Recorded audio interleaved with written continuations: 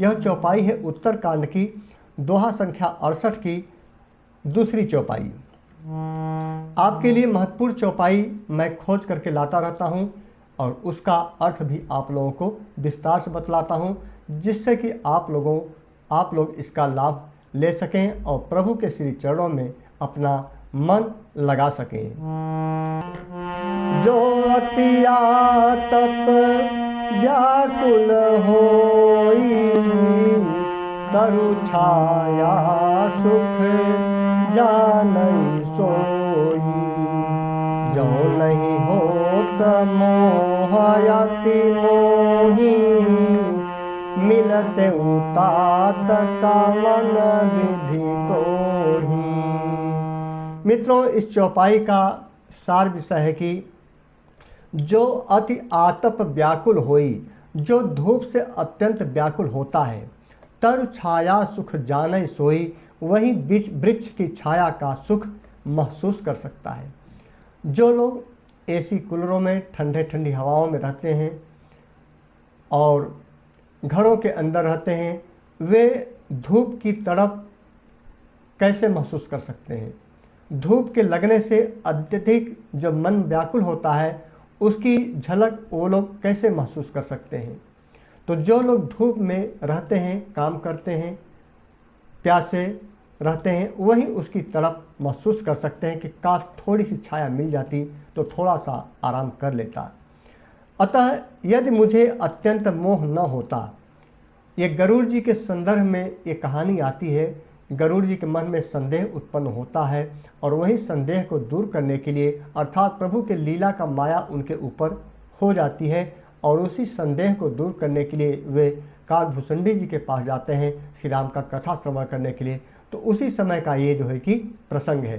तो गरुड़ जी कहते हैं कि जो नहीं होत मोहि अति मोही, यदि मेरे हृदय में मोह न उत्पन्न हुआ होता तो मिलते हूँ तात कवन विधि तो ही, तो आपका सुख, आपका जो शरण है वह कैसे मिल पाता, आपका सानिध्य कैसे मिल पाता।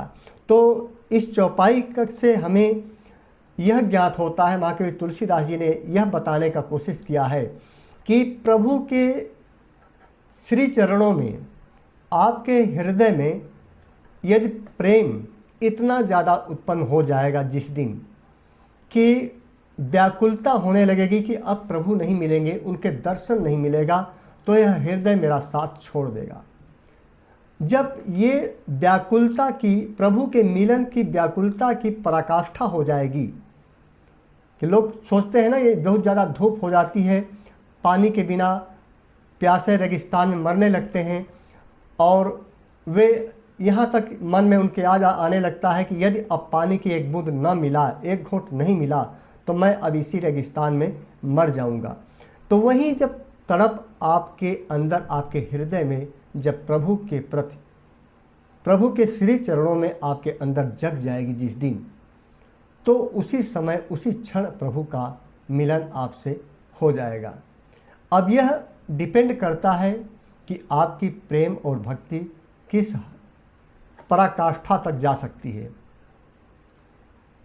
गुरु गुरु ही रह जाते हैं, चेला अमृत बन जाते हैं। कहावत कही गई है कि बहुत से संत मुनि हैं, इसी पराकाष्ठा को पाने के लिए दिन रात भक्ति भाव भजन करते रहते हैं और उसी प्रेम और भक्ति के अनुकूल ही प्रभु की अनुभूति उनके अंदर होती है। जिनके अंदर तड़प ज़्यादा हो जाती है, पराकाष्ठा हो जाती है। और पराकाष्ठा मित्रों कब मिलती है ये भी मैं बता दूं आपको। पराकाष्ठा, प्रेम की पराकाष्ठा तभी मिल सकती है जब आपके मन में, आपके अंदर जो 11 प्रकार की इंद्रियां हैं, उसके प्रति मोह माया का भंग हो जाएगा, उससे आपका मन विमूढ़ हो जाएगा। 11वीं सबसे लास्ट इंद्रिय है मन, और मन ही सभी 10 इंद्रियों को कंट्रोल करता है। आपकी जीभ को, आपके स्वाद इंद्रियों को, आपके त्वचा को, सब कुछ वही कंट्रोल करता है। जिस समय आपकी सभी इंद्रियां कंट्रोल में हो जाएंगी मन के, और मन मोह माया रूपी संसार का जो मोह माया रूप है, प्रभु की लीला है, उससे मोह भंग हो जाएगा जिस दिन, और प्रभु के श्री चरणों में प्रेम सिर्फ रह जाएगा, तो उसी समय प्रभु की आपकी अनुभूति होने लगेगी और उसी समय से आपके हृदय में प्रभु का वास होने लगेगा। तो अब डिपेंड ये करता है कि आपकी साधना कितनी ज़्यादा हो सकती है। मनुष्य जीवन अल्प है। पहले त्रेता युग में या उसके पहले आप कोई धार्मिक ग्रंथ पढ़ते होंगे तो हजारों वर्ष तक कोई न कोई संत महात्मा जीवित रहते थे, लेकिन अब वो समय नहीं रह गया है। कलयुग में मनुष्य का जीवन निश्चित कर दिया गया है 100 अधिक से अधिक 100-125 वर्ष अधिक से अधिक। तो इतने अल्प आयु में आपको प्रभु को पाना है, उनकी भक्ति को पाना है, तो निश्चय ही आपको कड़ी साधना करनी पड़ेगी और इस संसार रूपी मोह माया से आपको विमुख होना पड़ेगा। विमुख होने का शास्त्रों में विधान मित्रों यह नहीं है कि आप अपने परिवार को छोड़ करके, अपने गृहस्थी को छोड़ करके संन्यास ले लीजिए। संन्यास लेने से भी प्रभु की भक्ति नहीं मिल सकती। वेद में कहा गया है, रामायण और श्रीमद् भागवत गीता में लिखा गया है कि सन्यासी का मतलब यह नहीं होता कि घर को छोड़कर रहता है। सन्यास का मतलब यह नहीं होता कि घर को छोड़कर रहता है, बल्कि प्रभु के कितना सन्निकट रहता है, चाहे वह घर रहे या बाहर रहे, यह महत्वपूर्ण है। गृहस्थ जीवन बिताते हुए भी, व्यतीत करते हुए भी प्रभु के श्री चरणों में प्रेम वो कर सकता है। सुदामा जी इसके साक्षात उदाहरण हैं। उनकी पत्नी और परिवार, बच्चे सब कुछ थे, लेकिन प्रभु के श्री चरणों में उनका मन हमेशा लगता था और उनके दर्शन प्रभु के हुए। ऐसे ही तमाम गृहस्थ जीवन जीने वाले परम प्रेमी भक्तों का उदाहरण आपको धार्मिक ग्रंथों में भरे पड़े हैं।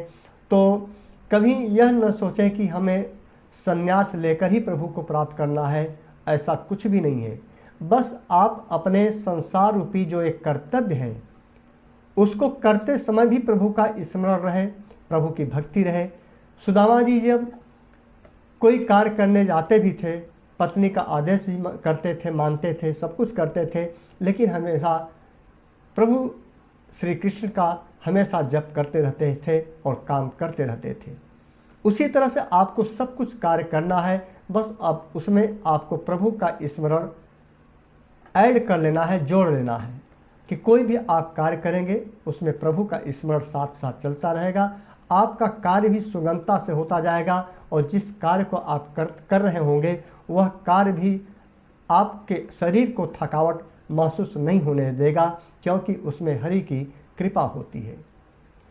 तो कहने का विषय बहुत लंबा होता जा रहा है मित्रों, और एक एक चौपाई एक एक दोहा जो श्री रामचरितमानस का हम लोग उठाते हैं या श्रीमद् भगवद गीता का भी हम लोग अभी अध्ययन करेंगे।